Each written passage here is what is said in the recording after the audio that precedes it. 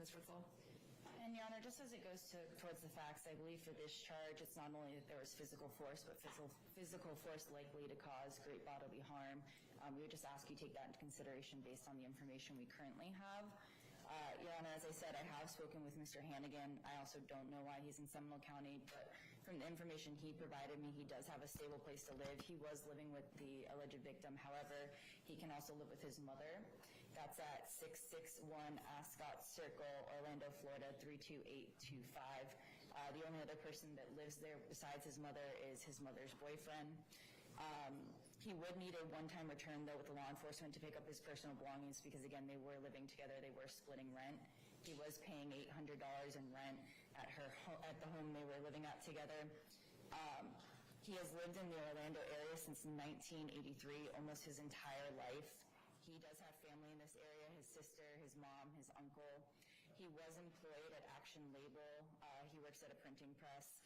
He makes around $1,300 every 2 weeks. I did speak with his people from his employment. They weren't able to make it here today on his behalf, however, but I did confirm that he is working there. And as far as we understand, the job is available for him if he were to get a bond. He has no children under the age of 18 that are dependent on him at this time, no passport. He does have a bank account. It only has $1,200 in it. He does not own a vehicle. We just ask you to take all of that into consideration and set a reasonable bond in this case with the limited information we have and a one-time return with law enforcement present. Again, he does have ties to the community. He's not a flight risk. We just, again, ask you to take all that into consideration.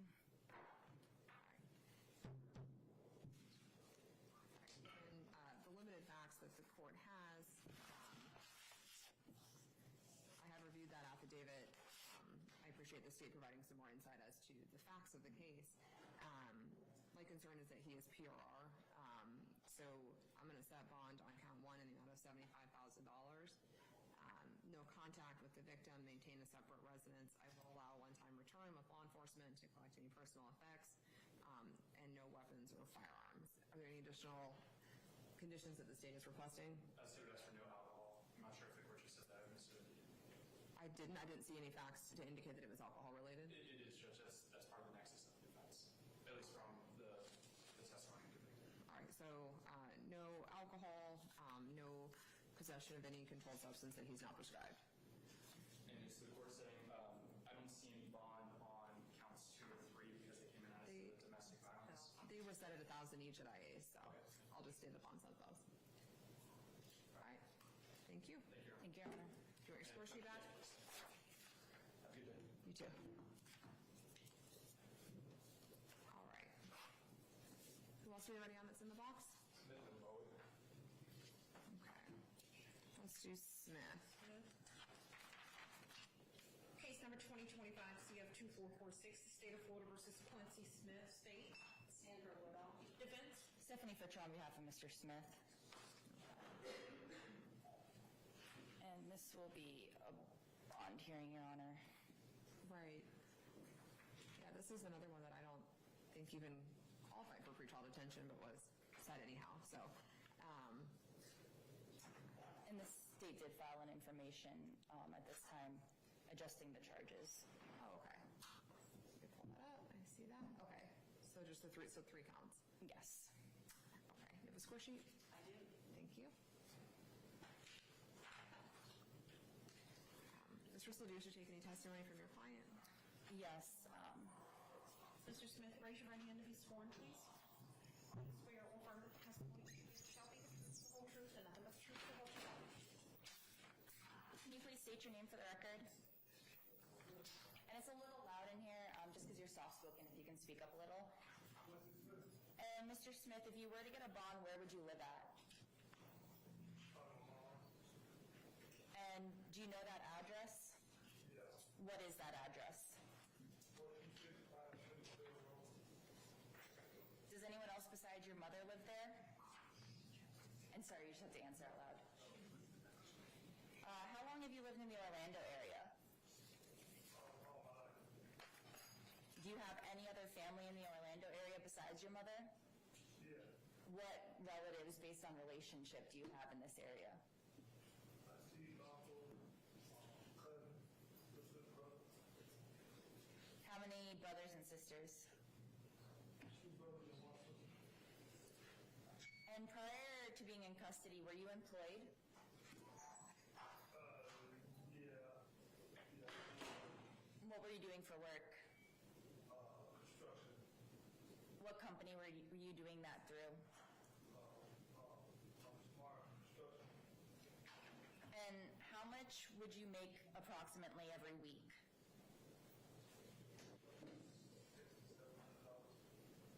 Are you aware if that job is still available to you upon your release?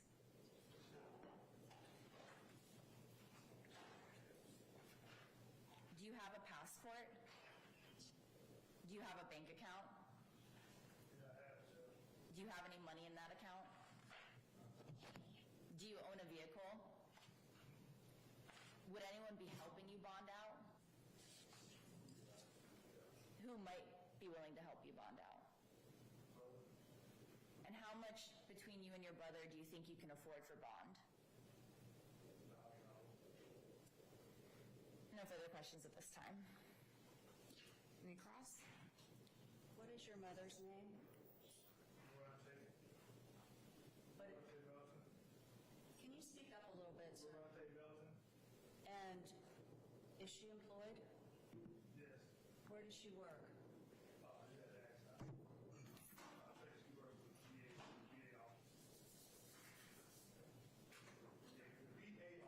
Do you know how long she's worked there? What is your brother's name? Where does he live? What does he do for a living? Where does he work? Do you know his address? What was the name of the company that you worked for? Who was your employer? Casey. Does Casey have a last name?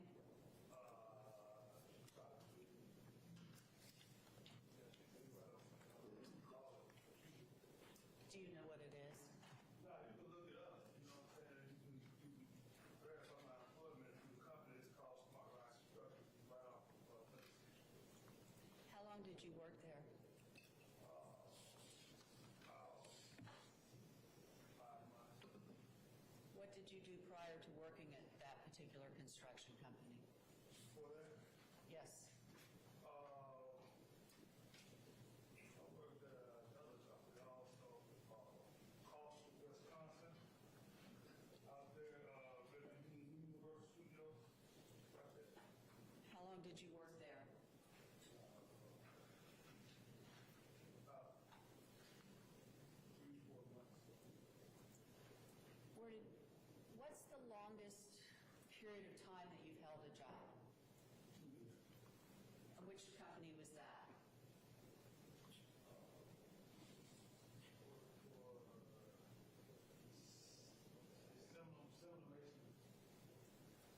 When was that? Back in like 2017. Where do you have a checking account? Wells Fargo. Is it still open? I'm assuming Do you have a savings account? I got a savings account too, but money in there. Do you own any property? I don't have any other questions, right? Any redirect? No, Your Honor. Any additional witnesses from defense? No, Your Honor. Any witnesses from the state? No, Your Honor. All right, any argument? Yes, Your Honor. We'd be asking for a reasonable bond in this case at this time. Again, taking into consideration the testimony from my client today, he's testified to ties to the community, that he does have family here, he has a place he can stay. He is currently employed, and they're willing to take him back if he were to be released into the community. He's testified as to how much he can afford at this time. He can afford a $1,000 bond. We would just ask again you take into consideration his lack of financial means, the amount he can afford, and his ties to the community when setting bond in this case. Ms. Whittle? Judge, he has two open cases besides this one. They're both theft charges. One is with Judge Cranick, the other one is a possession of MDMA of February of 2025. The one before Judge Cranick is theft with two priors, January 19th of 2025. He has some failures to appear. Beginning back in 1997, he had a failure to appear. And the facts of this case when setting the bond. All right. I did review the affidavit for the arrest in this case. I see that the state has filed some charges. They're slightly different, so I think the numbers are going to be a little bit off, so just to make sure that we have this clear for the jail. As to count one, which is the robbery charge, I'll set bonds in the amount of $10,000. No contact with the victim, no return to the scene of the offense, and not to possess any weapons or firearms. As to count two, which is the aggravated assault, I believe bond was already set on that count. It's labeled as a different one, but it was already set at $2,500, so I'll stay it at that amount. And then count three, criminal mischief, I think that was originally count four. I'll stay that bond to the amount of $1,000. Thank you. And then delete any bonds as to the uncharged count, which I think is the petty theft. Yes. Okay. Any additional conditions requested by the state? No return to the scene. I said that one. Oh, you did? Okay. Thank you. Okay. All right. Thank you, Mr. Smith. Good luck to you, sir. All right. I think we're also ready on Bowie.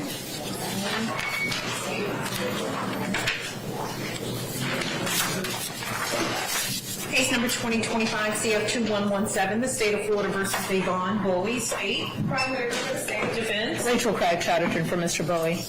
And Ms. Whittle, do you want your score sheet back? No, Your Honor. Thank you. All right. And we have Bowie with us? Yes, Your Honor. All right. You sworn in? Yes. Mr. Bowie, raise your right hand to be sworn, please. Do you swear or affirm that the testimony you should give shall be the truth, the whole truth, and nothing but the truth, so help you God? Your Honor, the state and I have agreed that that bond is not a question, whether or not there should be bond. The issue is the amount of bond. So if I could go ahead and inquire. Okay. Do you all have any, is there any sort of range that you agreed to, or you just don't agree on? That's okay. You don't have to. We have not agreed to a range. The state is deferring to the court to set a reasonable bonds in this case, just based on the charges. He has no criminal history. Okay. All right. And I did review the affidavit for the arrest. Okay. Okay. Can you please state your name for the record? And how old are you? 21. And where do you reside?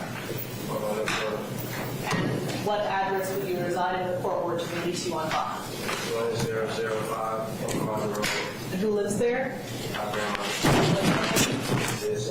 Is she in the court today? Yes, ma'am. Are you able to pay any amount of bond if the court were to decide to release you on bond? Do you have the financial means to pay a bond? Yes, ma'am. And the no part of it, who would, if any, who would help you with paying that bond? I'll have to ask my family members. Like my sister. Would your grandmother be one of those people? What would your employment be, your employment status if you're released on bond? Do you have a job? Yes, ma'am. And where do you work? Lawn service. And how long, I'm sorry? Landscape. And what's the name of that company? Heat service. How long have you been working there? A year and 3 months. And it's available to you to go back to? Yes, ma'am. What about ties to the community? Where are you from originally? Fort Pierce, Florida. So you were born in Florida? How long have you lived in Orlando? Since I was in 5th grade. How much would you make at the lawn service a week? 600. Do you have a bank account?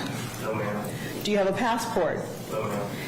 Besides your grandmother, you mentioned an uncle. Is there any other family member in Central Florida? My mom, my sister, my other grandmother, my cousins. And you went to high school here as well? Yes, ma'am. Where did you go to high school? Jones. I have no further questions for Mr. Bowie, Your Honor. I have no cross. No cross. All right. Any additional witnesses from defense? Grandma, Right. Ma'am, please come up to the witness stand. Come up here, man.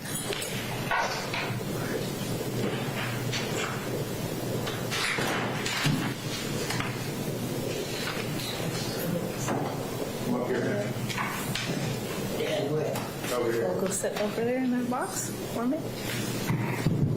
Face the clerk, raise your right hand, please. Now, face the clerk over here, she's gonna swear you in. This lady right here. Do you swear or affirm that the testimony you should give shall be the truth, the whole truth, and nothing but the truth, so help you God?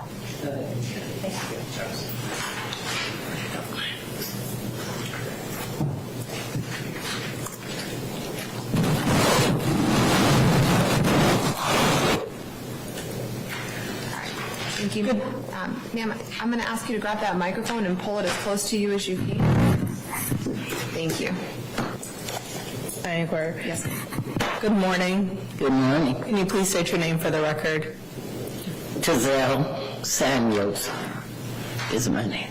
And how do you know that gentleman that's sitting to your right in the box over there? He is my great-granddaughter's fiance.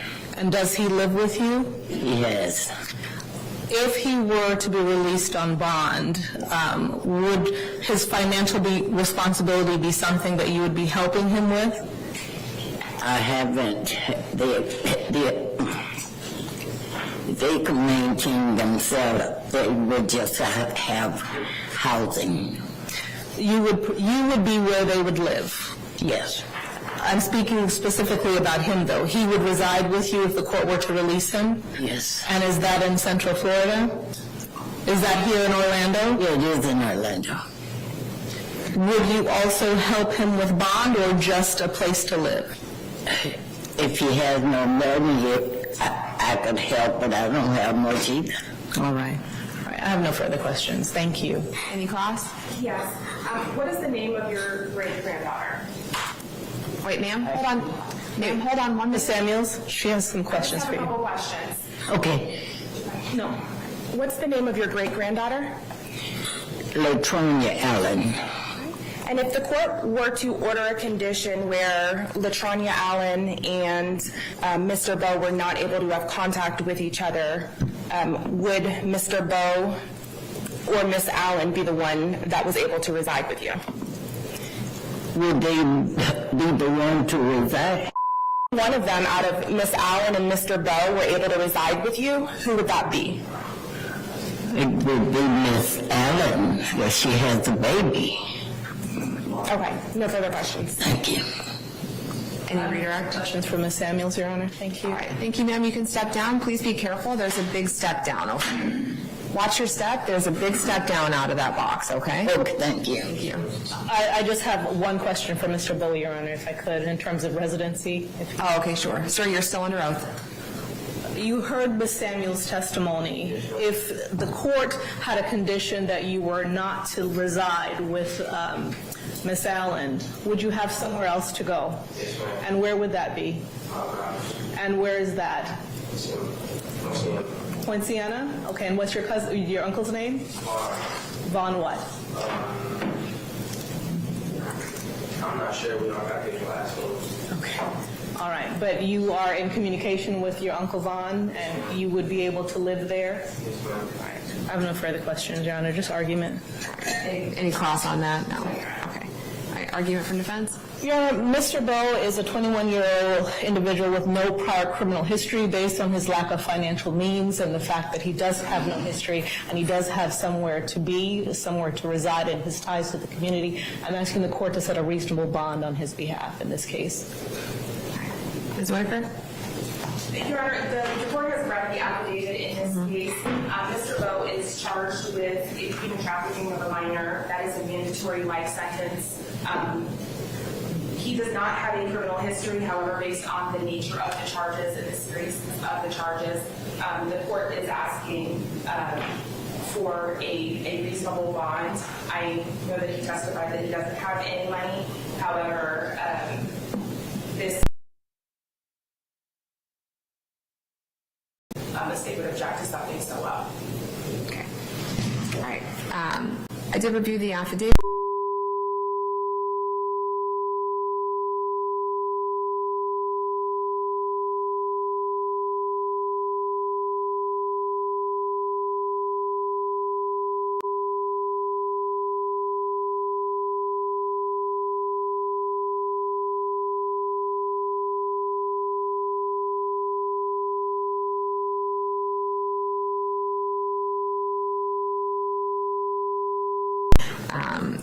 not to possess any weapons or firearms. Hold on, I'll let your attorney ask.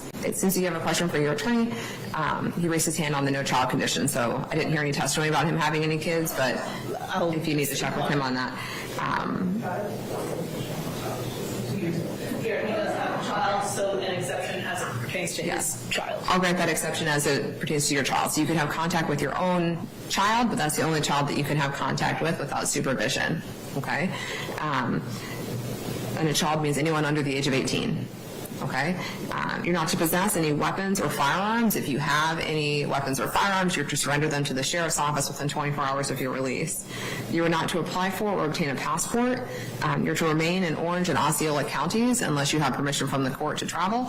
And you're not to have any contact with the victim in this case, any of the witnesses in this case, or your co-defendant, which is Ms. Allen. All right? So I want you to understand that no contact means absolutely no contact of any kind. All right, no speaking with these individuals in person, no calling them on the phone, no text messaging, reaching out to them on social media or any electronic means, and no sending a third party to communicate with them on your behalf. Do you understand? Okay. Any additional conditions requested by the state that I didn't mention? No, Your Honor. Anything from defense? No, Your Honor. Okay, and then I'll stay the bond as to count 2. I think that's already set at $5,000. Yes. Thank you.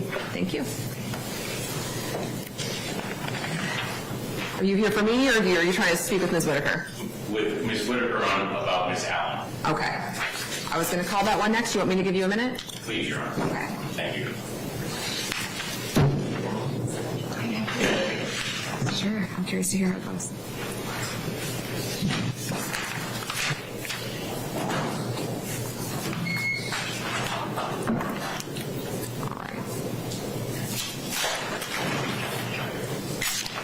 So I'm giving them a to Alan, and then I think Grace is going to be the I last. think that's our last bond hearing, and then we'll be into the pretrial detention hearings. Again, just for the parties, I think, Mr. Flynn, were you here when I did the rundown of timing? No, Your Honor. Okay. I had to take another call, so I apologize. That's how it works. No problem at all. I just wanted to let you know in case you had somewhere else to check in. The order that I had was Allgeo, starting, I said about 9:30, we're close, and followed by Garcia and then Grace, if that's okay. They're each set about 30, 40 minutes, so Mr. Flynn, I think you have Garcia, correct? Yes, I do. Okay, so you're good until at least 10 o'clock if you had somewhere else that you had to check in. I'll probably just remain here. I'm good, though. Thank you. Okay, no problem. To tell you. All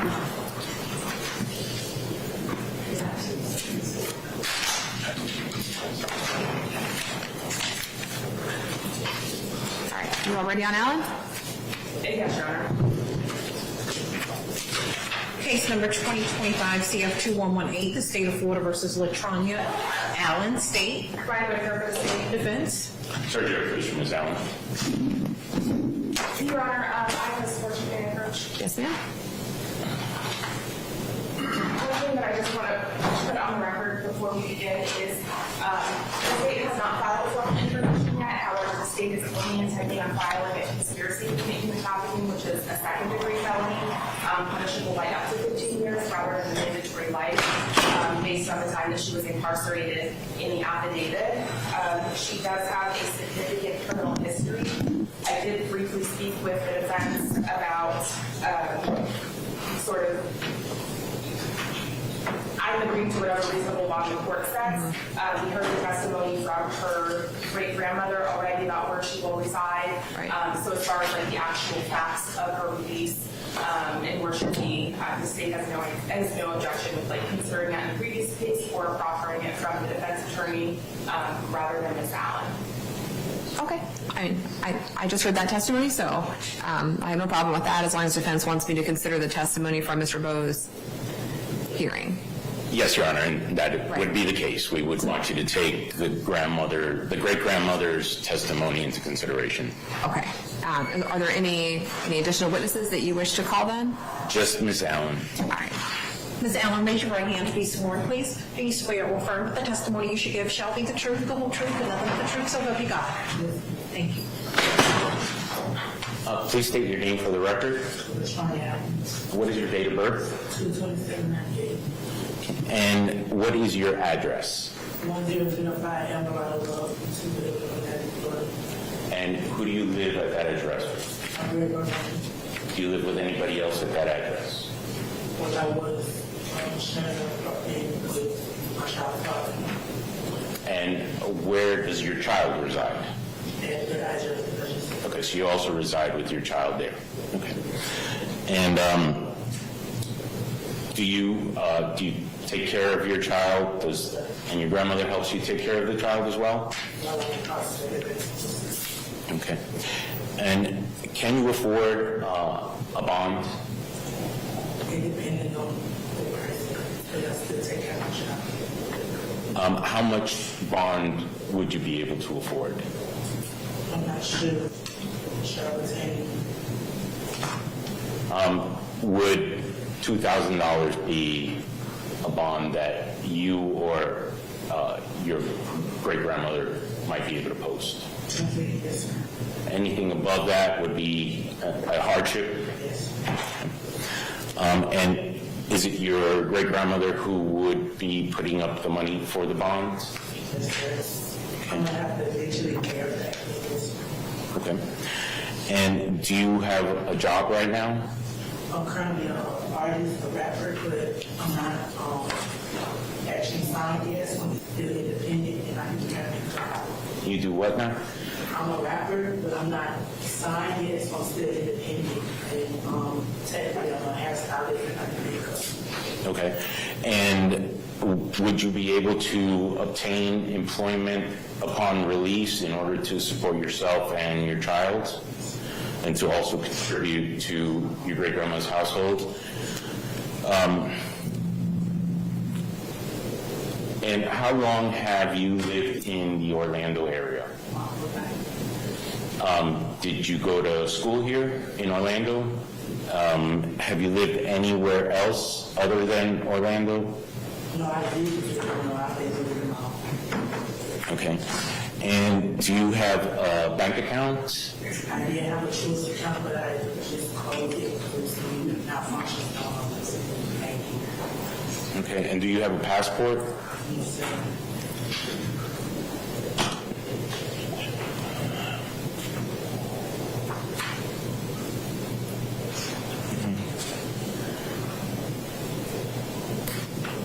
That's all I have here. Any cross? No, Your Honor. All right. Any additional witnesses for defense? No, Your Honor. Any additional information or witnesses from the state? No, Your Honor. Any prior failures to appear? Not that I'm aware, Your Honor.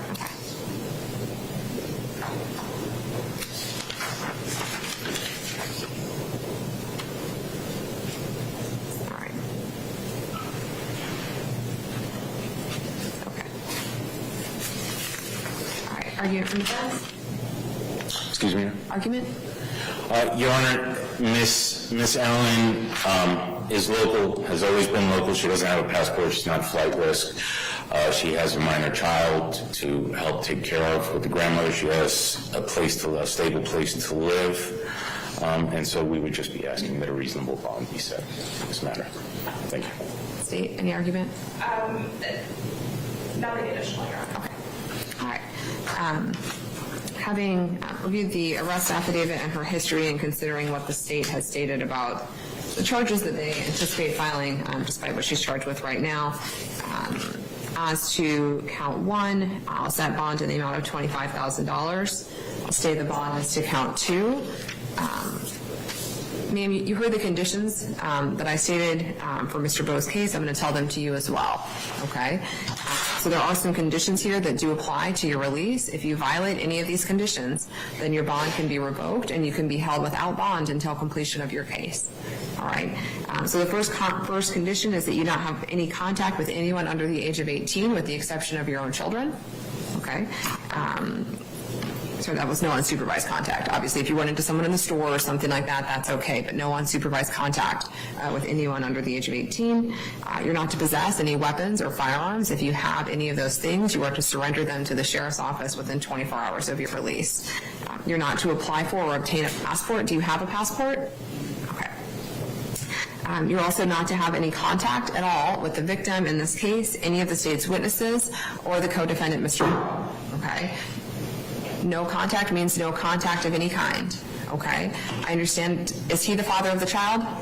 Okay. So State, any suggestion regarding that?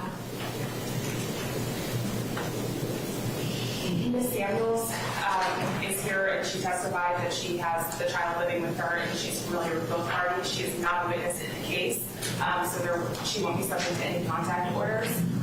So the state wouldn't have any objection to her facilitating the child between parents. All right.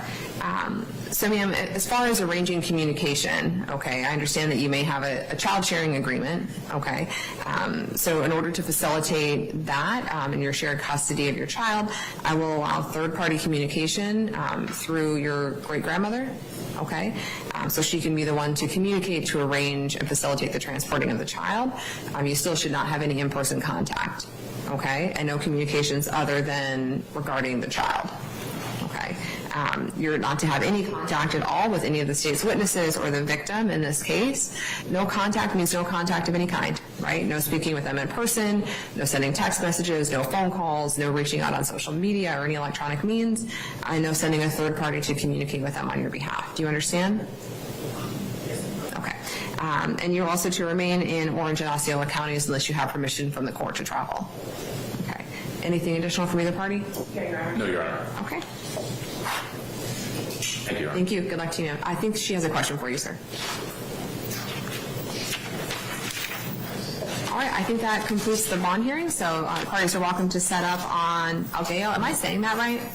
Allgeo. Okay. It felt wrong. All right. Thank you. The victim's family is appearing virtually. Oh, okay. That. Okay.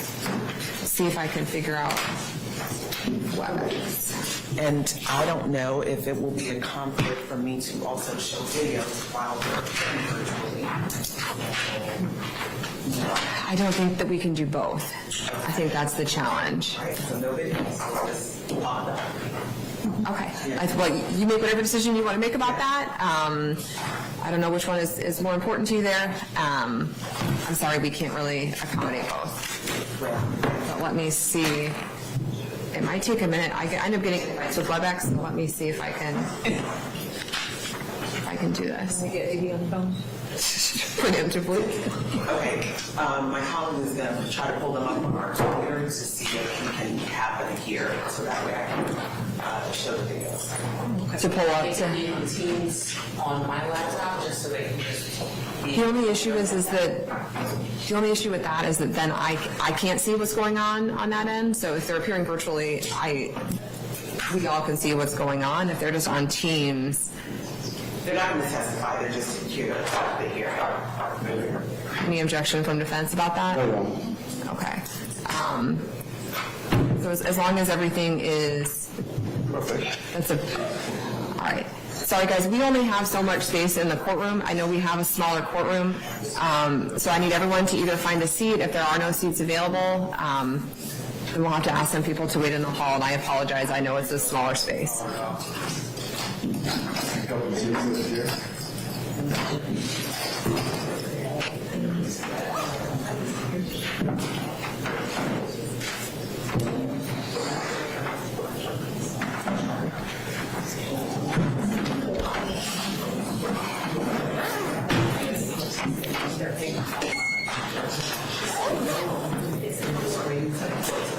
Right.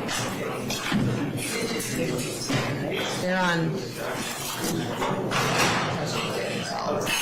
Okay. So we're going to bring them in, and then I'll show you the video. Okay. All right.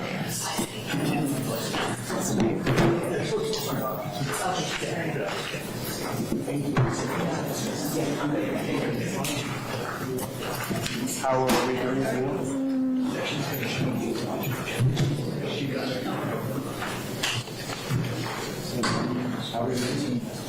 Okay. We might end up needing AV because this is looking.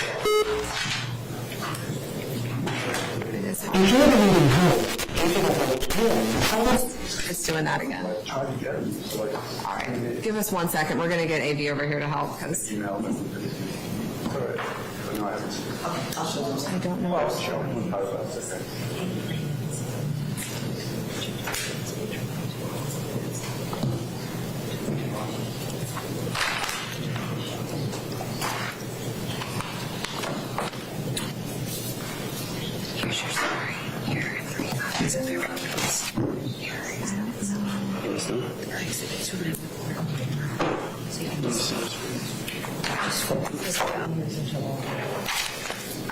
WebEx.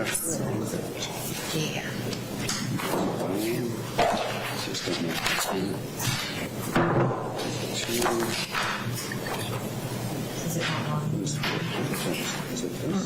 They're just being more weird. I don't know what's happening.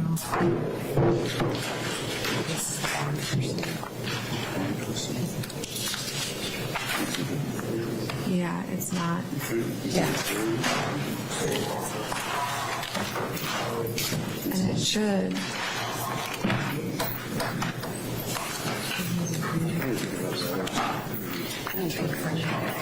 I'm on my personal, on my computer. Can they just and that?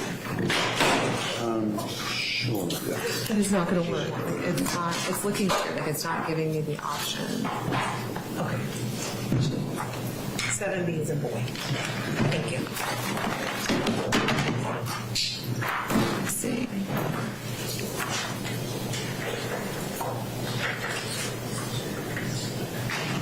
Okay. Actually, I might have actually figured this out. Shh, fingers crossed. This is for this. Yes, this is a composite. No, they're 4 separate. Look at that.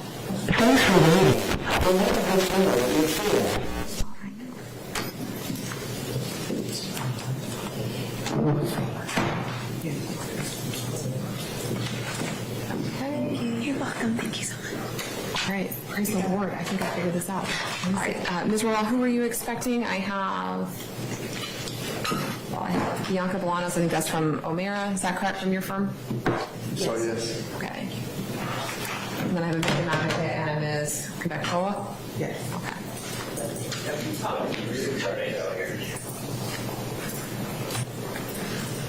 All right, Judge. I think so. Okay. Only because we called them ahead of time. So we can let them know. Thank you. All right, thank you. Did you officially call the case? For 2025 CF 1256, the state of Florida versus Tina Allgeo, state. Monique Worrell for the state. Defense. Mark, on behalf of my client who's in the jury box on. All right. I understand that this is a pretrial detention hearing this morning. Are both parties ready to proceed? Yes. Yes, Your Honor. All right.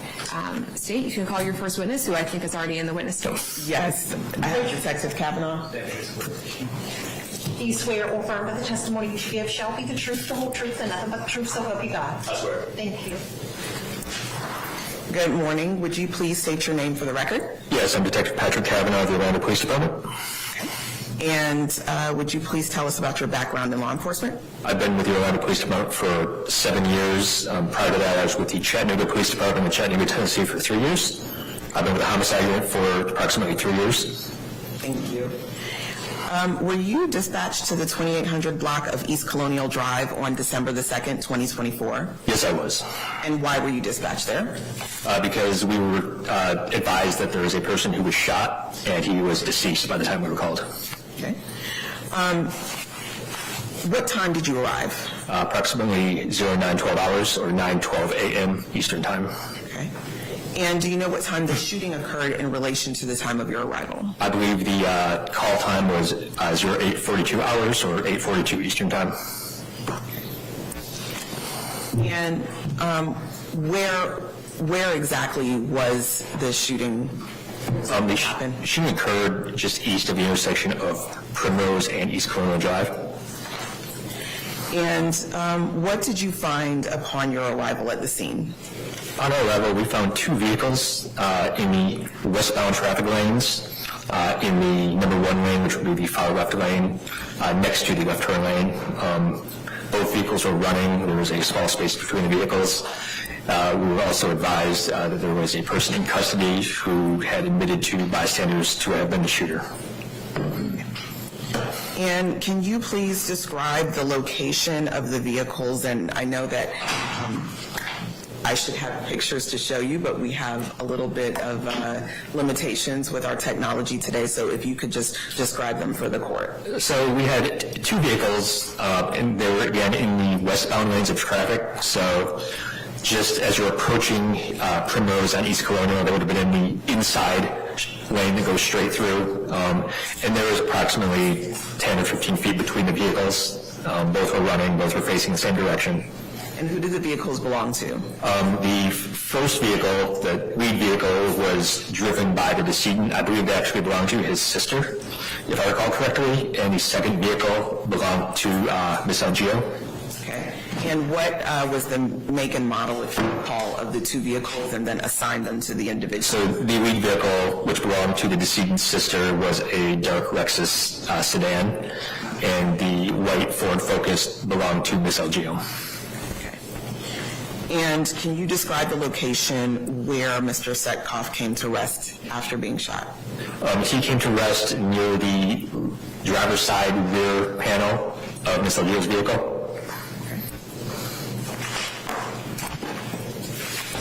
Can you describe how the scene had been secured? Patrol officers had responded. They had secured the scene by creating a perimeter with yellow crime scene tape, which is standard with all homicide investigations. And were there other officers and fire department, EMS still on the scene? I believe the fire department had cleared by the time I had arrived, but the officers were on scene. And can you tell me the name and age of the deceased? Deceased was Mihail, I'm sorry with the pronunciation, Mihail, I want to say Tsvetkov, and I do not recall his age. He was in his 30s though. Based on a later autopsy by the medical examiner's office, what was the cause and manner of death of Mihail Tsvetkov? Cause of death was a gunshot wound to the head, and manner of death was homicide. And you said that someone had been detained at the scene. Who was that? That was Miss Allgeo. And were there several witnesses who had information about Mr. Tsvetkov's shooting? Yes, there were. And did you interview these citizens? Yes, we did. Okay. And were you informed about how the incident came to be? Yes. And would you please describe what you learned? From witness statements as well as video that we later received, there was an incident approximately a quarter to a half mile before the shooting. Miss Allgeo and the decedent were in rush hour traffic, and they were essentially bumper to bumper. Miss Allgeo had exited the vehicle because she was upset with how the defendant was driving. She was out of her vehicle taking photographs, and the decedent left by pulling into the next lane, and she then followed him, and she followed him to where the vehicles came to rest. Okay. Did you interview a citizen by the name of Ryan Husel? I did. Okay. And did Mr. Husel witness the initial altercation between Miss Allgeo and Mr. Tsvetkov? He did. And what did he say about what he saw? He had video of the incident, and the video he showed Miss Allgeo standing outside of the the decedent's vehicle. She appeared to have her phone up as if she was photographing, and as the decedent tried to maneuver his vehicle out, she tried to put her body in the way, essentially to block him in, and he pulled out. And then there was another video taken where Miss Allgeo was behind the decedent's vehicle, and then she changed lanes into the center lane, pulled up parallel to his vehicle, and appeared to strike his vehicle with her vehicle, and she then pulled in behind him, the decedent, back into the lane where they came to rest. And then there was a third vehicle that showed the decedent out of his vehicle. It appeared to be checking the damage, and he was beginning to approach Miss Allgeo's vehicle, and that's where that video cut off.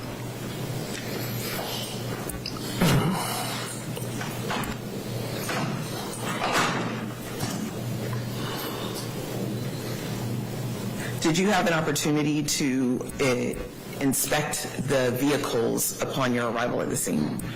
Yes, I did. And did you notice any damage to Miss Allgeo's vehicle? I believe there's damage to the left front bumper area, and that would match what we saw in the video that Mr. Husel took. Okay. And did you see any damage to Mr. Tsetkov's vehicle? Yes, that would have been on the right rear bumper fender area where the impact occurred. And You said that you viewed Mr. Husel's video that showed the collision between Ms. Allgeo and Mr. Tsvetkov. That's correct. And what can you tell us about that collision? Both vehicles were traveling in the number 1 lane, so the same lane they came to rest, and that would have been the inside straight lane. Ms. Allgeo's vehicle moves from directly behind the decedent's vehicle up into the right lane next to it, and then she is parallel with the decedent's vehicle. Then she strikes the side of the vehicle, the decedent's vehicle with hers, then falls back in behind the decedent's vehicle. Okay. Did that occurrence appear to be intentional? Yes, it did. And were there any charges brought against Ms. Allgeo for that occurrence? I believe the charge brought forth was the aggravated battery with a deadly weapon.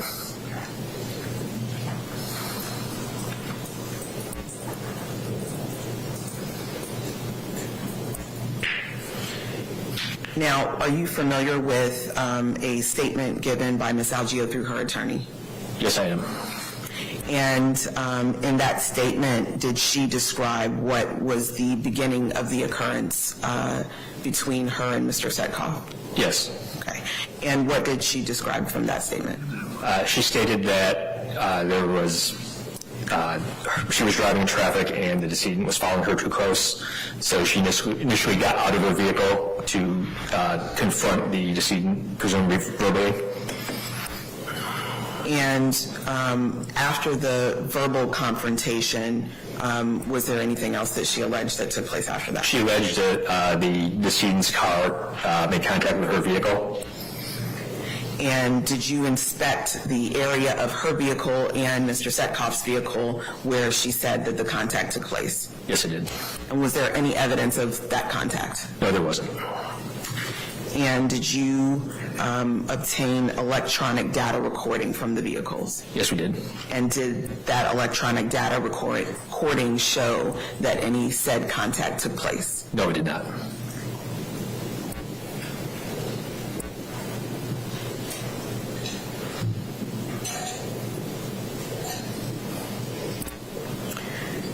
Did you have an opportunity to review video from the Sotero Wellness Clinic? Yes, I did. And can you tell us where that was located in respect to the vehicles? So the Sotero Wellness Clinic was located on the south side of the roadway, and the cameras that they're equipped with were facing north. So in relation to where the shooting occurred, the camera would have been facing the shooting from the south, so it would have been facing the driver's side of both of these vehicles where they stopped in traffic.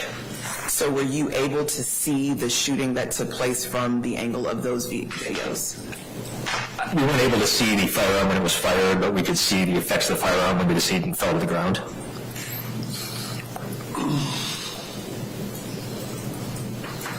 And can you describe from the moment that the collision took place, what happened then? So when the collision took place, the vehicles traveled approximately 180 to 190 feet forward to where they came to rest in the same lane that the decedent's vehicle was in when the collision occurred. When the vehicles came to rest, the decedent exited his vehicle and walked behind it in between the two vehicles and appeared to be inspecting the damage on his vehicle. He then proceeded to the driver's door of Ms. Allgeo's vehicle, opened it, and he appeared to be reaching the vehicle. It's hard to tell based on the clarity of the cameras, but there was approximately 5 to 6 seconds from the door open to the vehicle to when he fell to the ground. Okay. And you said when he fell to the ground, was that as a result of him being shot? Yes, it was because he was shot.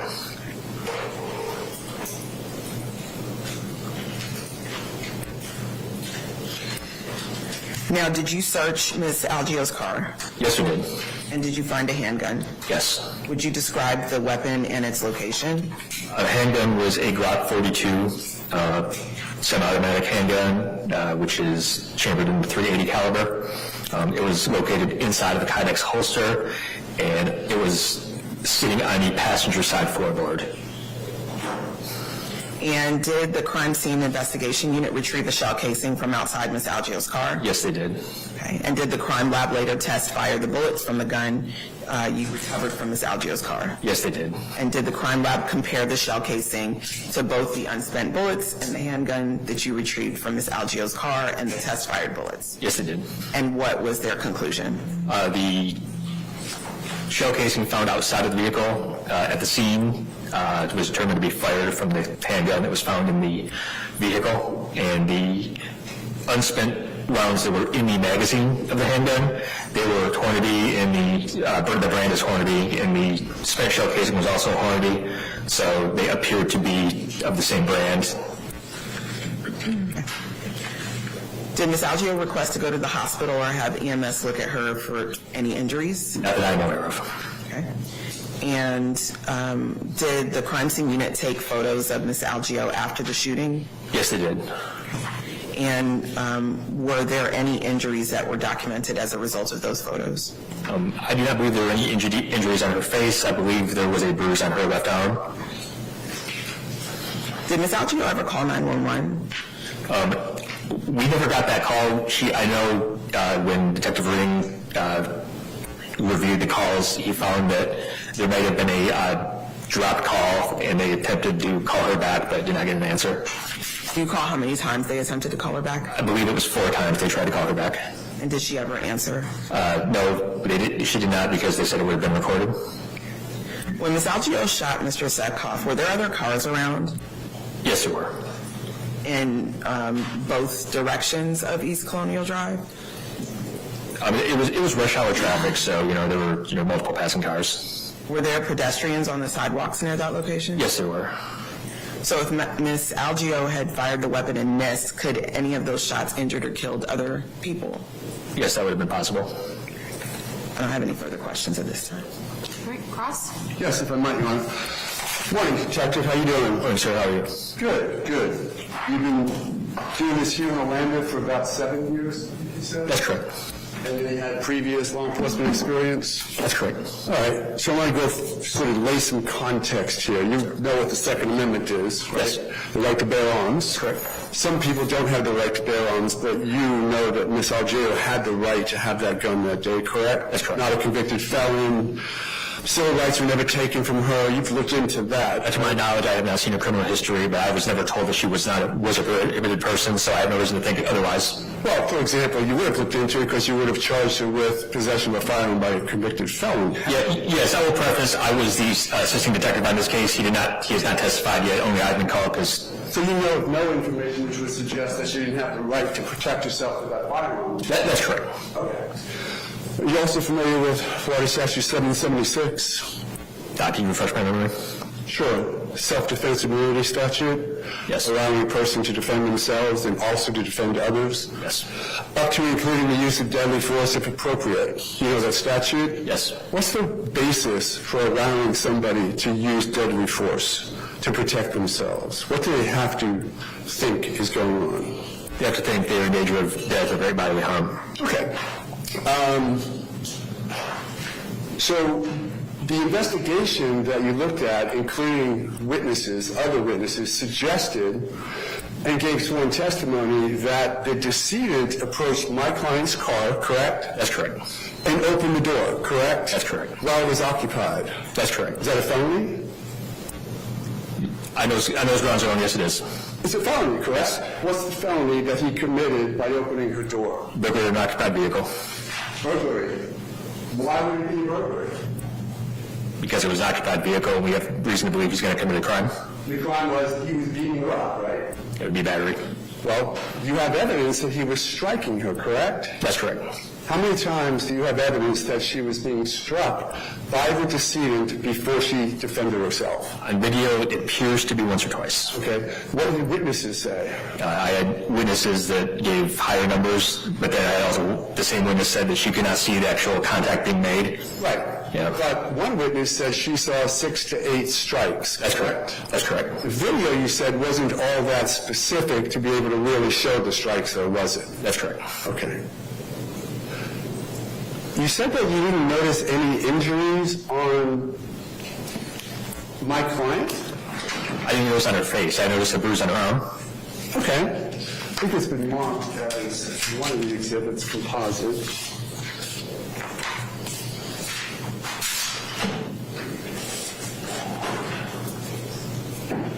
let me just show you if I'm not a personal witness to see if this refreshes your recollection of all sexual injuries. And for record purposes, this has been identified as D as in dog.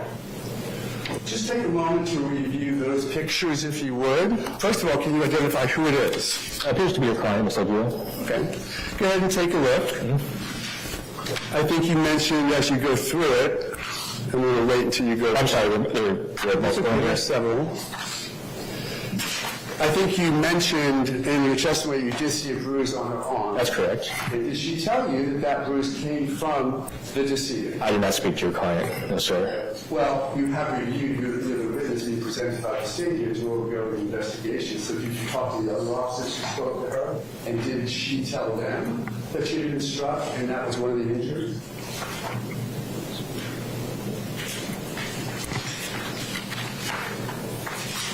I may have spoken over you while you were looking at this. I apologize. Take a moment.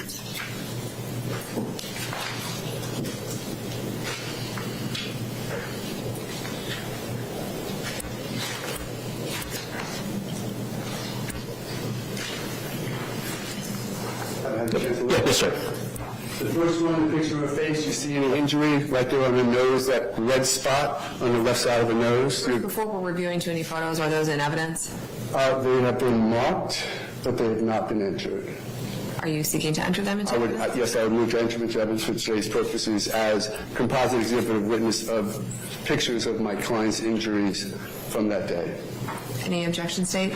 Yes, Your Honor, we'd object because I don't know when these pictures were taken. There were photos that were taken of Ms. Allgeo when she was taken into OBD custody, and these photos are not those, so I don't know when these photos were taken. I can lay a better foundation with other witnesses, so we'll come back to that. It's just going to make it more lengthy. And I'm hoping that we'll also have the pictures from OPD before we finish today's hearing, because that would certainly be instructive. All right. It is a pre-trial detention hearing, so the rules of evidence are quite relaxed at this hearing. I'll admit them at this time, but obviously I'll consider any argument as to the authenticity or when the pictures were taken. So those will be admitted as defense one. Thank you. So looking at, sorry, I just need the clerk to mark them first.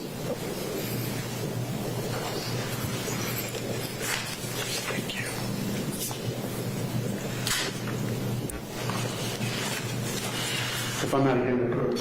Yep, you're good. First, would you like my copy? Oh, thank you.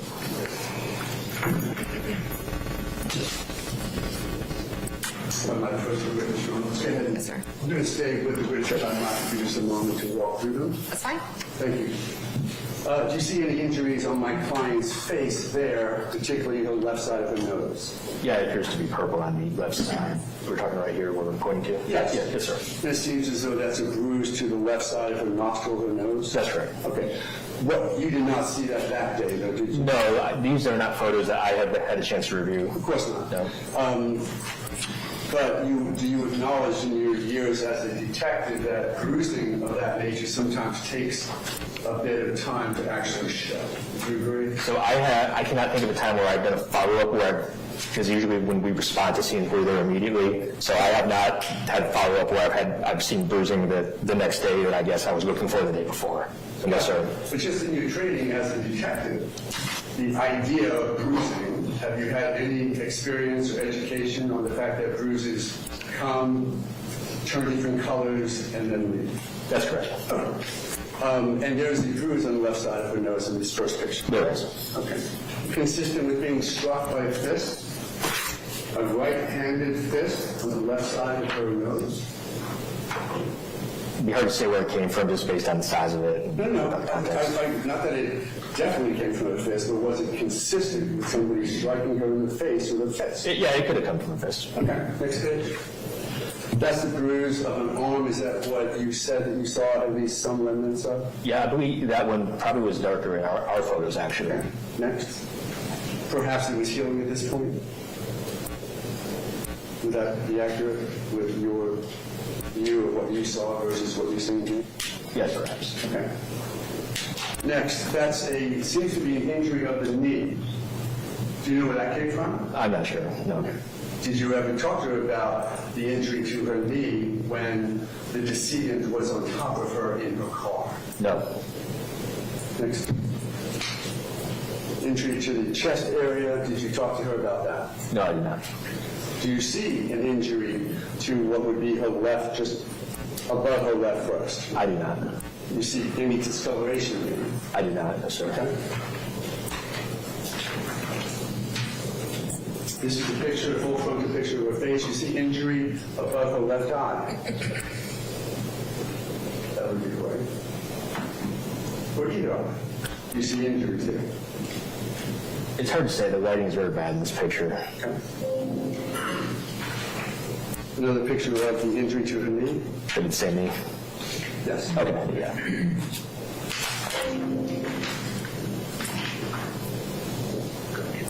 See any injuries there as well on the left cheek? You see any discoloration?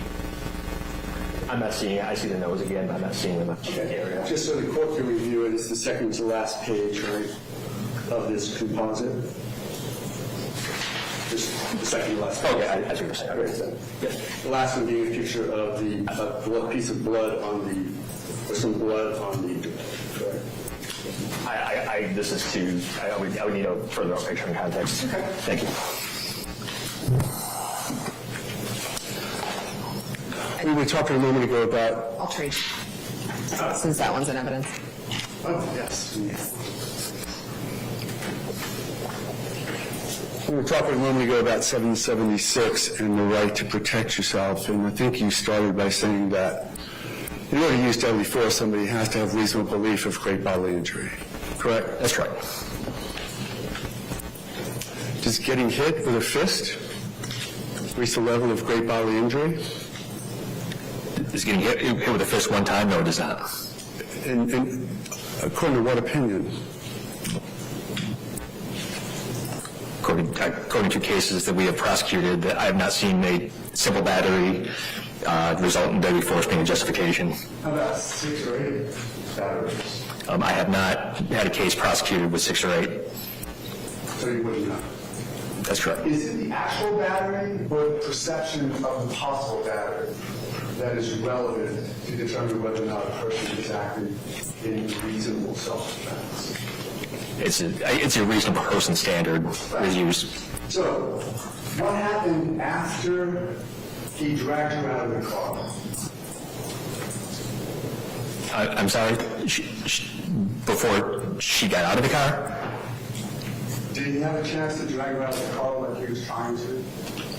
He did not extract her from the vehicle, no, sir. I'm sorry? He did not extract her from the vehicle. Why? Because he was shot. Right. Should she have waited until he dragged her out? Again, I'm not the one to make that determination.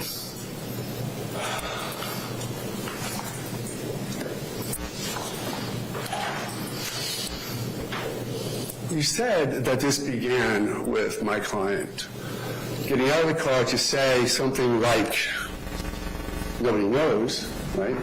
She told you what happened, though, when she gave the voluntary statement to her lawyer previously, right? That's correct. And she told you that she went out and said, stop tailgating me, with words like that. So something to that effect, yes, sir. Right? Yes, sir.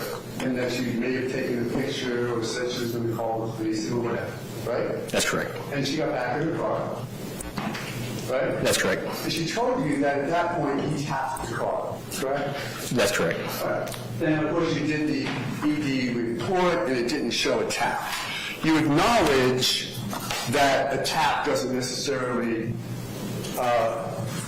cause any reaction in the EDR, correct? It has to be more significant than a tap, doesn't it? So the decedent's vehicle was equipped with pedestrian sensors. So when the Florida Highway Patrol conducted an extraction of data, they advised that the tap would have likely triggered the pedestrian sensor. Actually, they said it might have. They didn't say any tap, no matter how light, would set off anything. They just said it might. Correct? Okay. Is that the report? Yes. Isn't that a significant difference for this court to know as to whether or not the tap may have happened? Offering consistency with my client's statement?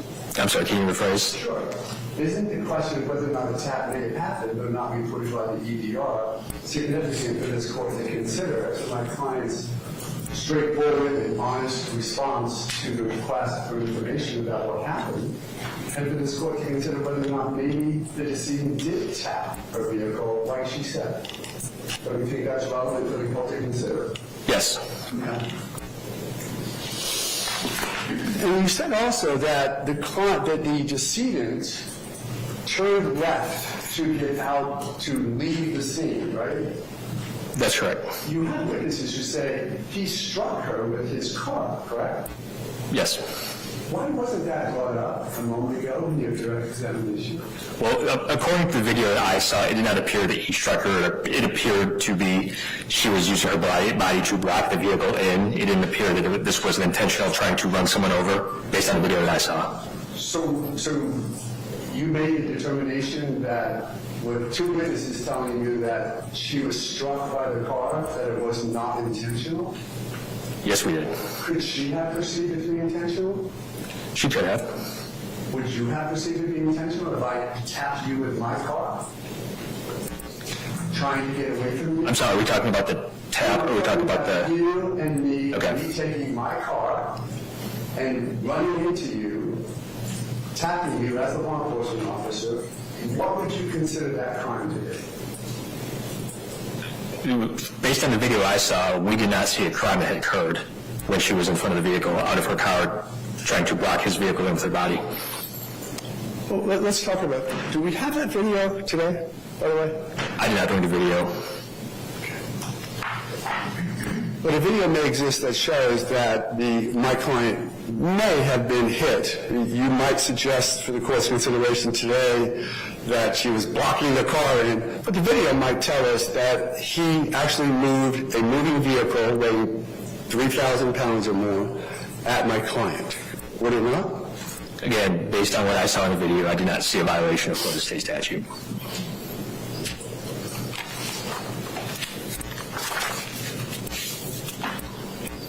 So then she hits his car on his right rear, I think? That's correct. With her left front. I'm sorry, can you rephrase? Yeah, I'm sorry. Yeah. Her left front, it's his right rear. That's correct. How far does it move his car, if at all? I don't have an exact measurement, but in the video you can visibly see the car shift to the left. How far? And I do not have probably a foot. Okay, as though the tires squealed to the left, or was the car moving at that point? It was moving. Okay. They stop, he gets out of the car. That's correct. Correct? Looks at the damage. That's correct. Do you think, based upon your experience, that her hitting his car justified him committing the burglary of a conveyance and striking her 2 to 6 or 8 times? Well, again, that's the argument that we debated heavily in the homicide office and with the state attorney's office. Sorry, yeah. That's why we came to our conclusion, and that's why we consulted with them before. Right, and the conclusion you came to is we're going to charge you with an aggravated battery because you used her vehicle to strike his vehicle. We know that people in vehicles just like striking the person, so you have her charged with an aggravated battery because she used her vehicle as a weapon. That's correct. And that's what you, as law enforcement on the scene, decided she would be charged with. Well, I believe the state attorney's office brought forward the charge of ag battery with the deadly weapon. I'm sorry. Actually, you talked to the state attorney's office, and the state attorney's office made the affirmative decision that they were going to charge you with only the aggravated battery for using her car as a weapon. Correct? That's correct. And they were not going to charge her with anything having to do with the homicide. I was not aware of anything going on with the homicide charge until I was asked to testify. At the grand jury? That's correct.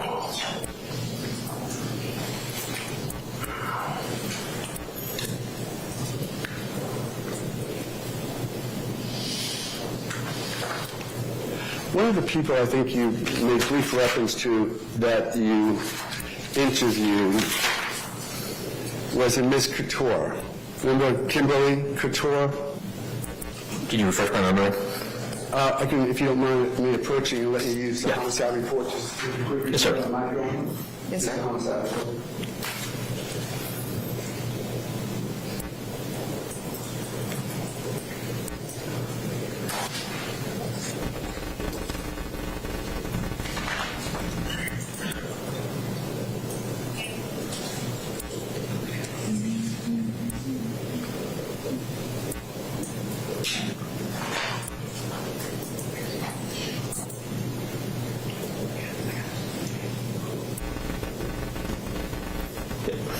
Does that help? Yes, sir. Actually, without Ms. Couture and what she stated? Yes, sir. What did she state? She was driving, she saw the vehicle stop, thought there was a crash, and then she heard the gunshot. Okay. And did she say she saw, did she say that she saw the strikes, the injuries to my client? I believe that was a witness that saw the attack. Mrs. Couture said the male began striking the occupant, my client, 6 to 8 times with a fist. Okay. She testified to that. Okay, so she's the one. Yes, sir. Okay. So we have one live witness under oath stating my client was struck 6 to 8 times. Yes, sir. By the deceased. Was there any evidence whatsoever in your investigation to date that counteracts that? Yes, the video evidence. Okay. And the video evidence, as you testified earlier, was not precise, correct? That's correct. Well, would you suggest that in times of high stress that this might be considered for Ms. Couture, that her memory is not maybe the perfect memory? That's correct. You have been trained, have you not, that we all act strangely and sometimes inappropriately in times of high stress? That's correct. You know, we perceive some threats to be even greater than they might end up having been. That's correct. If I come to you with a plastic gun right now, and we're just talking, it's real calm and relaxed, you'll have a moment to notice it's plastic. That's correct. But if I come at you fast, you may not. That's correct. You react as though it's a real gun. And every situation is different. Right. You always presume it's a real gun, don't you? I'm sorry? You're trained to presume that any gun is a real gun that could kill you, right?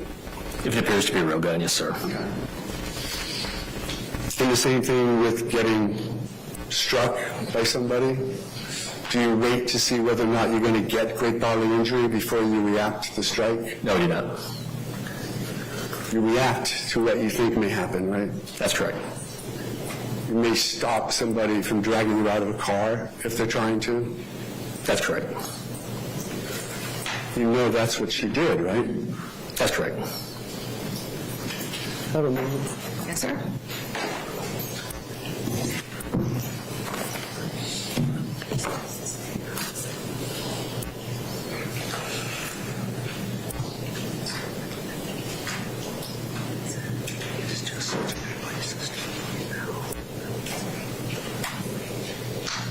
Nothing further on.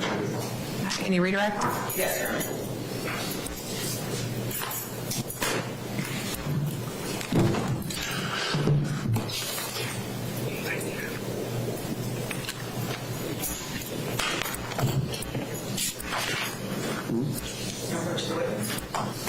Yes, ma'am. Detective Kavanaugh, I'm showing you the photographs that were taken when Ms. Allgeo was taken to the Orlando Police Department. Do you recognize those photographs? Yes, I do. Okay. And can you tell me about how long after the incident were those photographs taken? Within approximately an hour to 2 hours, I believe. All right. I'd like to admit the photographs at this time, State's Exhibit 1. Any objection? No, Your Honor, thank you. All right, they'll be admitted as State's Exhibit 1. Now, Detective Kavanaugh, there was bruising on Ms. Allgeo's arm. That's correct. And is that consistent with her being pulled out of the vehicle? Yes. Okay. Now, you saw photographs that were shown by Mr. O'Mara that show some other bruising. Did you notice any of that bruising on Ms. Allgeo at the time these photographs were taken? No, I did not. I will say I was not present for when the photographs were taken. I only reviewed them after they were taken. Okay, but they were taken right after the incident, isn't that correct? That's correct. Well, I think these are different than what were, sorry, the ones that you gave me, it's 3 copies of the same photo. And it looks like these are 3 copies of the same photo. Is that the intention? Mr. O'Mara, I'm guessing you have 3 different photos? Of the same photo, that's the right I side. have 3 of the same as well. I want him to be able to review them before he Let's just take a moment. readdress the admissibility of those, yes.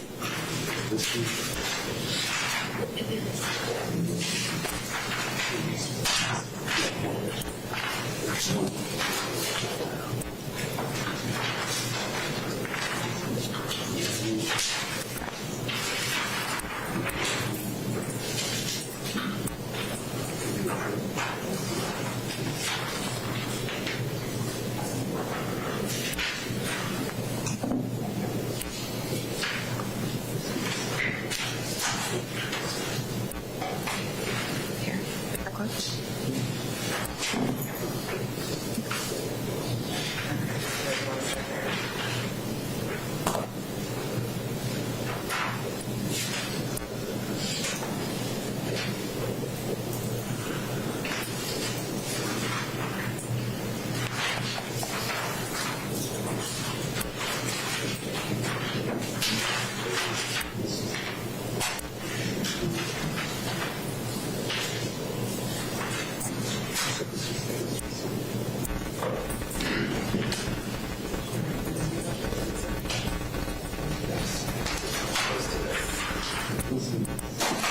Okay, so we now, all right, so now that the photos are a little bit different than what you were shown, do you have any objection to these photos coming into Again, I evidence? think the evidence rules are relaxed, there's still no objection. All right, so I'll admit these.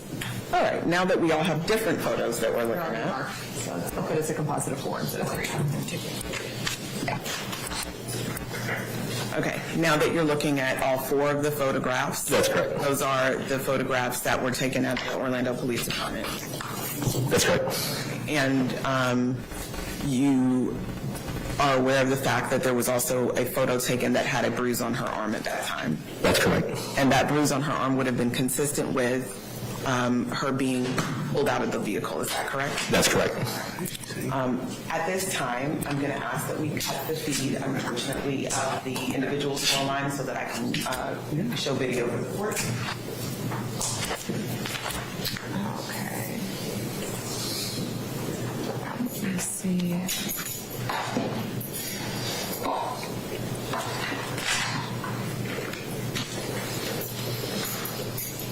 Why?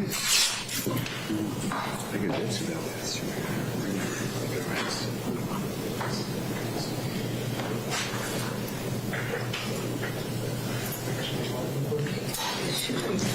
You should be able to hardwire in their support up there. I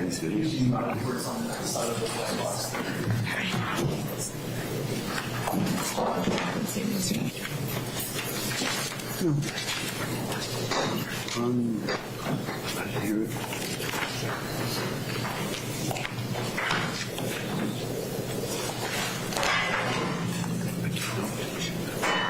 And Ms. Rawl, while he's getting all of that connected, is this item admitted into evidence? I am going to ask to admit into evidence videos, 3 videos from witness Brian Kiesel, 3 videos of the composite tooth, and then 1 video which is the front of Satira Wellness, and that's going to be State Exhibit 3. Mr. Mayor, any objection to those videos? So probably not, I just have never seen them. So I just, it's an abbreviated, relaxed atmosphere for a detention hearing. So I'm not trying to get in the way. I'm presuming there's nothing on any of those that would be like truly objectionable as I go through them, but. But you haven't seen them yet? No, but let's just go. Let's put them on, and if I really see Sure, okay. I'll give you an opportunity to review them if you would like. I know our think I timing. know what they say, but I'm presuming they don't say anything that is just constitutionally impermissible, so that's the only concern I would normally have. All right. Should you hear anything like that, obviously please stand up and object and we will address that. Yes, Your Honor. And if you need a minute to review those, let me know. I will certainly give you that. Yes, Your Honor. Okay, I think usually it just, let me see if I need to do the share screen for you. There you go. There you go. Yes. And wait, sorry, which video? Detective Kavanaugh, I'm going to show you the video we discussed earlier from witness Ryan Kiesel, and Yeah. Sorry, Mr. Wall, sorry, before it's played, are these all on one disc, just for record purposes for what exhibit number we're talking about and if it's in evidence? So I'll admit the videos into evidence since there's no objection. Correct. I think that's a OneDrive, which is on the internet, which is not with this. So we'll have to download them onto a disk and get them to you for entry, I guess. Okay. I mean, we do need to have a hard copy for the clerk, so if somebody can make that for us while we're here today, just before people leave, I need to have a hard copy to have anything admitted. Okay.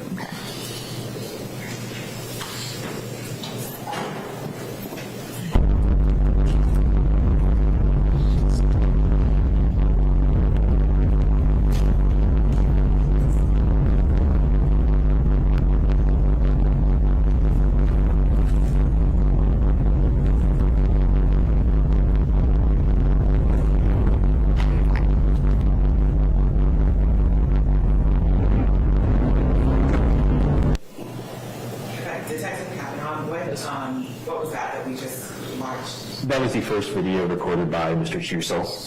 Okay. And that's one where he described that Miss Allgeo was outside of the decedent's vehicle. Okay. And I'm going to play the video one more time.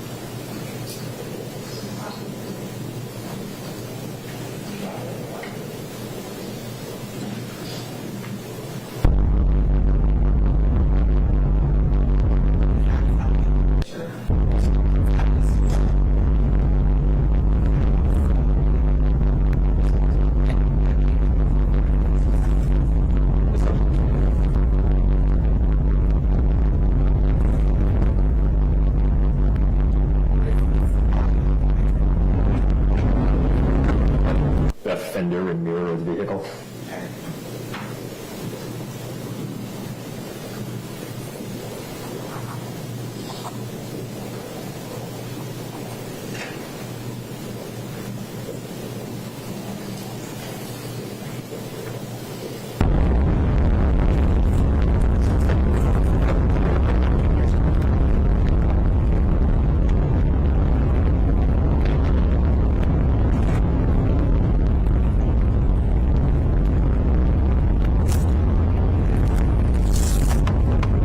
Allgeo's vehicle striking the decedent's vehicle.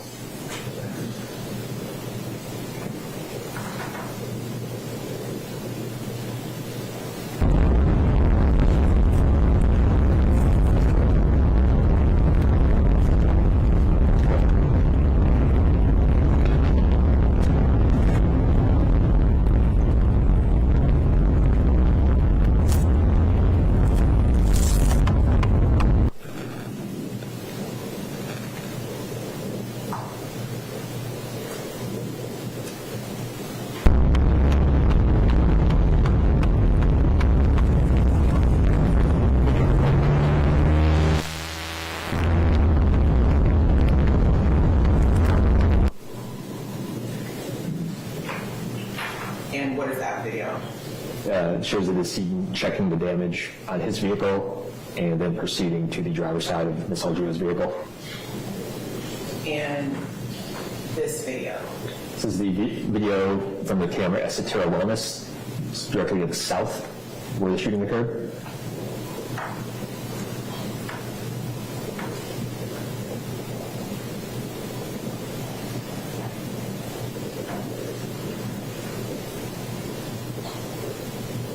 What are we seeing there? Can you pause it? Or let it play just a second because it does right there. All right, so the dark vehicle facing left or westbound would be the decedent's vehicle, and the white vehicle directly behind it would be Miss Allgeo's vehicle. And what is happening? So the decedent is outside of his vehicle. He appears to be inspecting the damage from the collision.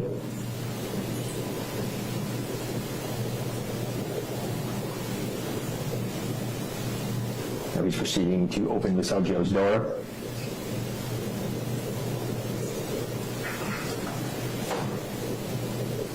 And that's when he falls to the ground from the gunshot.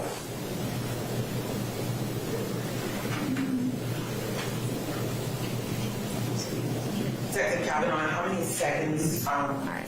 Can we get this down? Can we pull this down off the screen, please?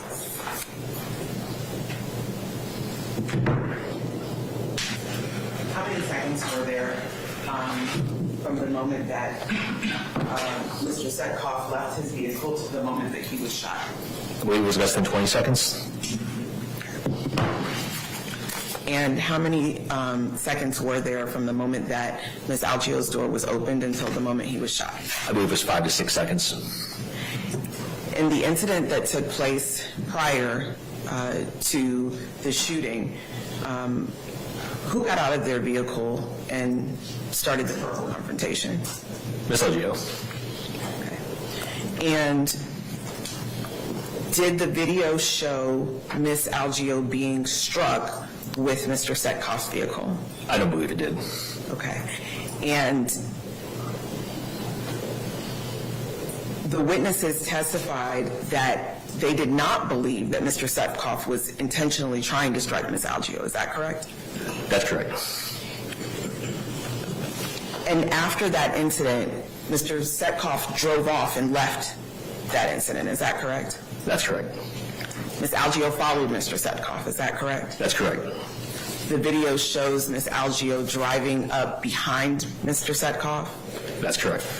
The videos show Ms. Allgeo leaving her lane and driving parallel to Mr. Tsvetkov, is that correct? That's correct. And then the video shows her intentionally striking Mr. Tsvetkov's vehicle with her vehicle. That's correct. Okay. And she was charged with aggravated battery with a deadly weapon as a result of that. That's correct. And is aggravated battery with a deadly weapon a forcible felony? Yes, it is. Now, Ms. Romero asked you if you are familiar with self-defense, and you stated that you were. Yes. Is someone who is in the commission of a forcible felony entitled to self-defense as a defense? No, they're not. And would you describe Ms. Allgeo's actions of getting out of her vehicle in rush hour traffic to be aggressive actions? Yes. Would you describe Ms. Allgeo's actions of intentionally ramming her vehicle into Mr. Tsvetkov's vehicle to be aggressive actions? Yes. And being that Ms. Allgeo was in the commission of a forcible felony, would Ms. Allgeo have been entitled to claim self-defense for shooting Mr. Tsvetkov? At this point, I do feel the need to interject an objection because that would be a legal conclusion. Sustained. Unqualified. Okay. Sustained, that's illegal. Okay. Was Ms. Allgeo in the commission of a forcible felony at the time when this took place? Yes. I think you don't have anything further. Just a few, if I might. Just on whatever was new that was presented, please. Just what was new. Yes, sir. So, actually, the forcible felony you're talking about is the aggravated battery with the car. What you just testified to, that was complete, wasn't it? I'm sorry, can you rephrase? Yes. The aggravated battery was when she struck his vehicle with her vehicle, and then that was complete. She came in behind him, and there was no more forcible felony happening, was there? There's no forcible felony happening, however, she was still... So the suggestion that she doesn't have the right to self-defense because she was involving herself in a forcible felony, the forcible felony was tapping her car, his car, with hers, right? That's what you just answered the question about, wasn't it? Yes, the forcible felony was aggravated battery with a motor vehicle. And that was complete at the point she hit his car, correct? That's correct. Okay. So when he then committed his forcible felony, which is burglary of the conveyance. Yes. Was she then prohibited under your understanding of the statute to defend herself? So again... Your Honor, I'm going to object. No, you know what? I asked the same thing that I objected to, and I apologize. I withdraw it.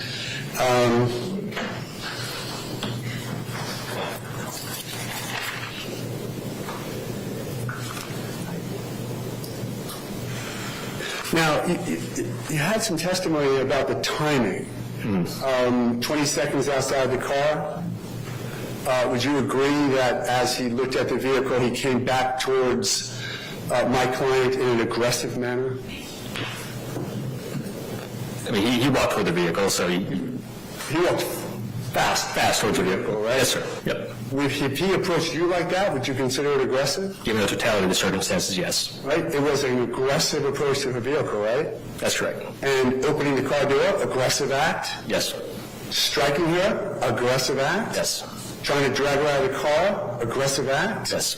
It only lasted 5 seconds before she shot him, though, right? That's what you testified to? That's correct. What's the number of seconds you're supposed to wait before you shoot somebody when they're striking you and causing what you perceive to be great bodily injury? Again, there's no rule about how long you have to wait. It can be a second, can't it? That's correct. It can be a quarter of a second if your perception is accurate enough in what you believe is going to happen, right? That's correct. Do you have to wait for the first strike? Again, do you want me to give my legal opinion? Do you have to wait until you're struck before you react to the perception? I'll withdraw it. It calls for a legal conclusion. I'm very familiar. I understand you don't understand. Sorry, Your Honor. Sometimes we get caught up in the argument and forget that he's just a witness.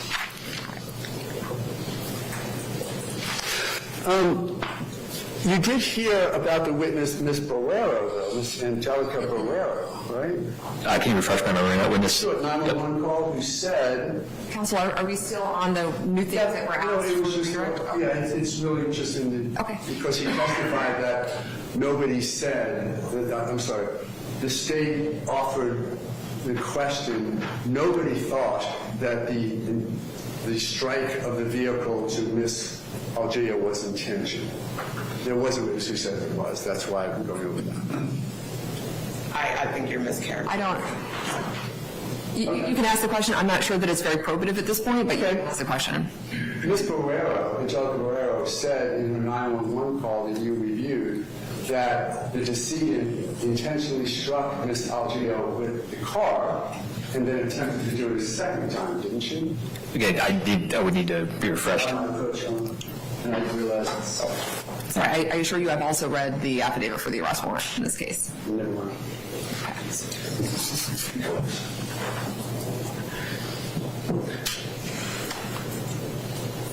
Nothing further, thank you. All right. Thank you, sir. You can step down. Thank you. Additional witnesses from the state? No. All right.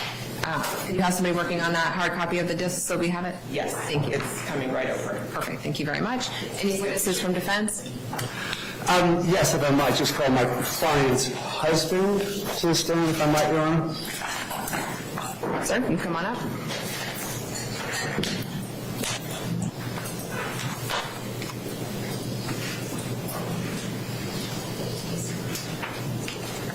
Raise your right hand and be sworn. Please do you swear or affirm that the testimony you should give shall be the truth, the whole truth, and nothing but the truth, so help you God? I do. Thank you. State your name, sir. My name is Jeffrey Allgeo. And how are you related to my client? I'm her spouse, her husband. How long have you been married? We've been married for 6 years, together for 13. And sorry, really quickly, I'm going to ask parties not stand in that area. So obviously the deputies are fine, but anybody who's not a deputy or court staff, please just find a seat or wait outside. Thank you. Sorry, sir. Sorry to interrupt you. You can continue. So how long have you known her? I've known her for 13 years. And you've been married for 6? Been married for 6, living together the entire 13 years, though. All right. And do you know how long she's lived in Central Florida? Yeah, she's lived in Central Florida since she was 8 years old, I believe. And I want to focus your attention first on these pictures. You've seen these as we sort of showed them about, have you not? I have. Did you take these pictures? I did. Okay. Let me have you look at it and tell the court when those pictures were taken and what, and then I'm going to ask you what you were focusing on when taking this photo. So first, when were they taken? I started taking pictures, I believe, the next day afterwards, the first day. I just wanted to get my wife home. And then I continued to take pictures on a daily basis or sub-daily basis continuing forward. These pictures look like they were taken, and I would have to see the time and date stamps to know the exact day, but I did make sure that they were time and date stamped in my phone. They were within a day of the incident. It began a day and then started, or then continued for a few days? And then continues for a few days thereafter. I just wanted to document. Okay. And do those fairly and accurately depict what they suggest they depict, which are injuries to your wife's face? May I take a moment to just look at all of them?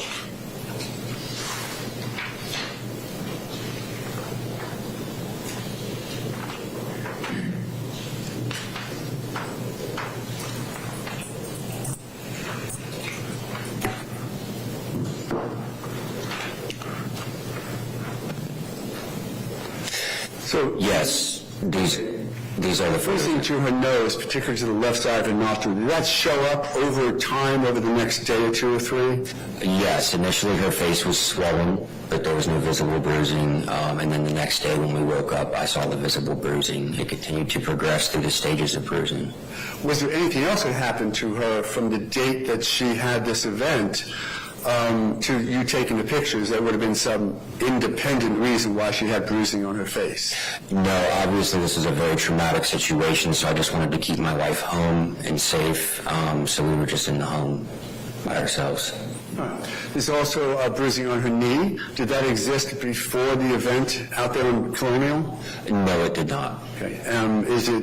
And then you took pictures showing that injury, correct? Showing that injury and the progression of it in the weeks following. And then the other photographs that show injuries to the arm that the state suggested was evidence of being pulled out of the car. Did you take those photographs as well? I did take those photographs. Again, did they show up more over time and then reside? Yes. So we're here today, we're here today to determine whether or not your wife will be released on bond, and if so, how much? And she's already on bond presently for the aggravated battery charge, right? Correct, which she turned herself in for as soon as we found out about. Correct. And then where did that money come from? I had to borrow some of that money from family, and some of it came from myself. Okay, and that right now she's on bond with a bonds person, correct? Yes. So there's a security, but you had to pay about $1,000, I think it was. That is correct. So if the judge were to grant a bond that is not so high to be prohibitive that you cannot afford, what type of a bond can you afford to get your wife out? From what I understand, and I'm a little unfamiliar, but from what I understand, the bond needs about 10%. So around, if we could do something like $25,000, that I could afford $2,500 to go and pay to get my wife home, and obviously keep her at home. You know, there probably will be other conditions of release were it to be granted. Obviously, don't violate any laws. Obviously. There may be a curfew. There may be a limitation where she's limited to Central Florida or even a tighter geographical jurisdiction. You might be required to rat her out if she violates those conditions, if the court imposes them. Are you willing to take that responsibility on? I personally drove her to the jail to turn herself in for the first charge. I was there when the marshals came for the second charge, and I called her on the phone and had her come outside, and she came out willingly. So yes, absolutely, I would cooperate with law enforcement with anything regarding this situation. What type of work does she do? Prior to this, she was a caretaker for a special needs gentleman. She had been working in that job for 2 years. He had very advanced special needs. She went through an extensive background check through the state to get said job. And that was where she was heading the morning that this happened? That is where she was on her way to it the morning that this happened. I found out about it from her boss calling me because she was just a little bit late, and that is completely out of character for her to be late at all. Okay. Nothing further. Thank you. Any cross?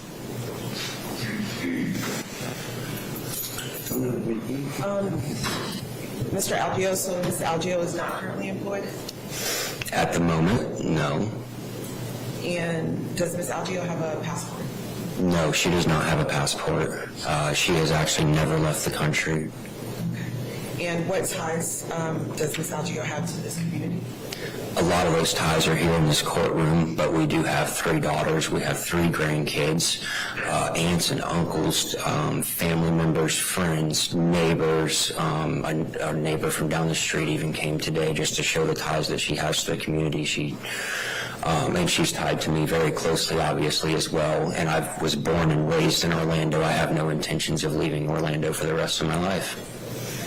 I mean, except to go visit people and stuff, you know. But, like, I plan on living here forever. I own my home. Thank you. All right. Any redirect? All right. So, no other active witnesses, but I would ask that anyone who's in the, if I might, just see, he can. Sir, you can step down. Okay. Thank you. Careful, there's a big step out of there. We couldn't all fit, but I would ask that anyone who's here to support Ms. Allgeo just stand up. I don't need to say a word, but I'd just like to let you know that this is community support. Thank you. And I think there are more people outside that we couldn't fit in to show friends, neighbors, family, the video. Thanks. Other than that, no further evidence or witnesses. All right. Okay. Argument from the state on the motion for pretrial detention?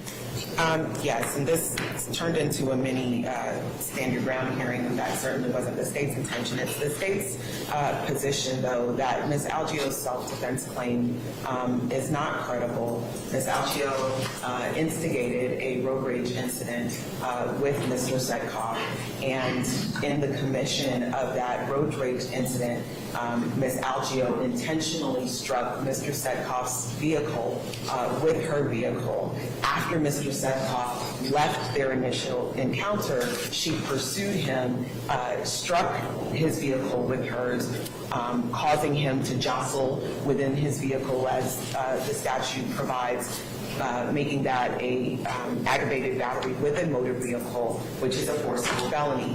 A forcible felony enumerated, which prohibits Ms. Allgeo from using self-defense as a claim if she's in the commission. Now, during the testimony, Mr. O'Mara pointed out, or argued at least, that that was completed. However, it was within 9 seconds of her forcible felony that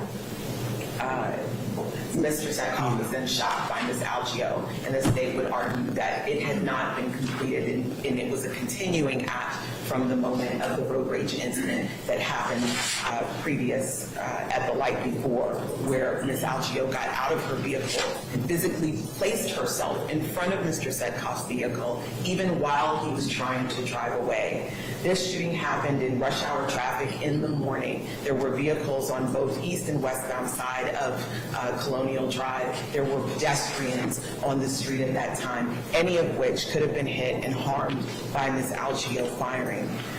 The question that was asked repeatedly was, how long should Ms. Allgeo have waited? And the state's position on that is that Ms. Allgeo could have avoided all of this encounter if she would first not have instigated this road rage incident, second, not have committed a forcible felony against Mr. Tsvetkov, and then third, not laid in wait for whatever the outcome was going to be after she committed a forcible felony. Because of those things, and because of the manner in which this took place, it's the state's position that there aren't any procedures that could be taken to ensure the safety of the community, because a road rage incident could happen at any time. So the state is requesting attention.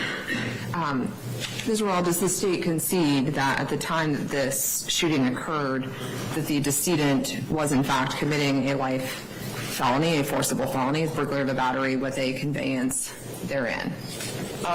Your Honor, the state doesn't concede that. The state's position is that Ms. Allgeo provoked the entire incident, and there's case law under the felony murder statute that discusses the fact that you are not entitled, once you provoke an event, to then claim self-defense, and that Ms. Allgeo would have had a duty to retreat in the alternative to her not being able to claim self-defense under the forcible felony that she completed, that she would have had a duty to retreat. She had an opportunity to retreat, and she didn't. So again, this is not the standard ground hearing. This is for pretrial detention purposes.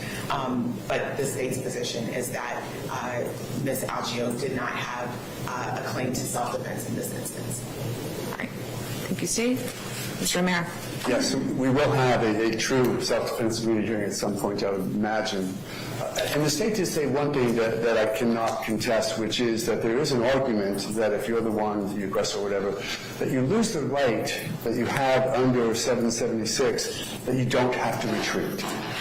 That's not, it doesn't have any application here, and here's why. You cannot not retreat when somebody's on top of you in your own car. So this is not a waiver of stand your ground, which means I can move to the side, but I don't have to. I can just shoot you without moving. That's a really basic and poor explanation of what stand your ground is. And you lose that right, you would have to move over, but that has nothing to do with this case. He committed the forcible felony. There was enough time, however short it be, they said 20 seconds, but enough time, and he made the decision, frustrated as he might have been, testosterone-laden as he might have been, to run over to her car, open the door, pummel her, and try and drag her out.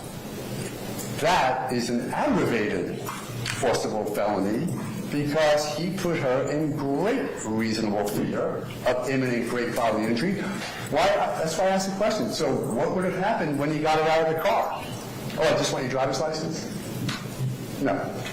It was going to continue. And if she didn't have a firearm that the Second Amendment gave her the right to, we would be dealing with probably several felonies against him because he would have continued to pummel her until some bystander said enough is enough. I'm sad that it happened, but it happened because of his actions more than hers. So, for pretrial detention purposes, presumption, great, no, at all. Not only does I think she have a complete legal justification, which would mean we shouldn't even be here, but for your purposes today, the state has not met their burden. And the idea that there's no way to protect the public.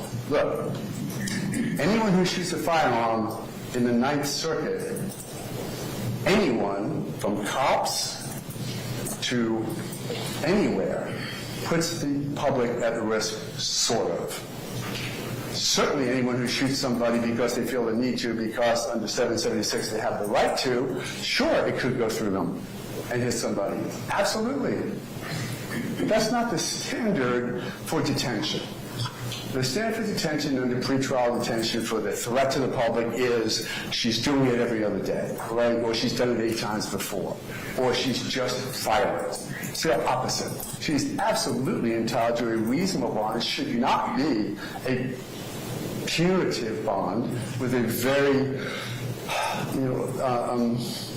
difficult for them to make. Even the $10,000 was difficult. I think the $25,000 suggestion is certainly enough to keep her here with other conditions the court's going to impose, but to allow her out so that I can work with her on this admittedly quite complicated, interesting legal standard case, but I need her out to talk to me, and she needs to be out working, quite honestly, to now afford me and to continue to support the family. He works as well. But there is no reason that this woman should be detained for having protected herself from a forcible felony in the Ninth Circuit. Thank you all. This is an interesting issue. Having heard the arguments that were presented here, I want to take a few minutes to consider this issue. I will have a written order out for you as soon as I can. But these are some interesting arguments that were presented, and I want to take some time to consider them fully. And I will have a written order for you as soon as possible. Yes, John. All right. Thank you for the time. I know it's extra time, but thank you for that. All right. Thank you for the presentation. Before we call it.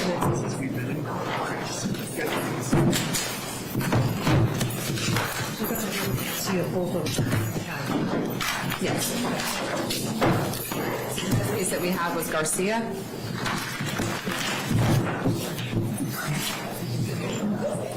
And, okay, we do have the video. Two of them.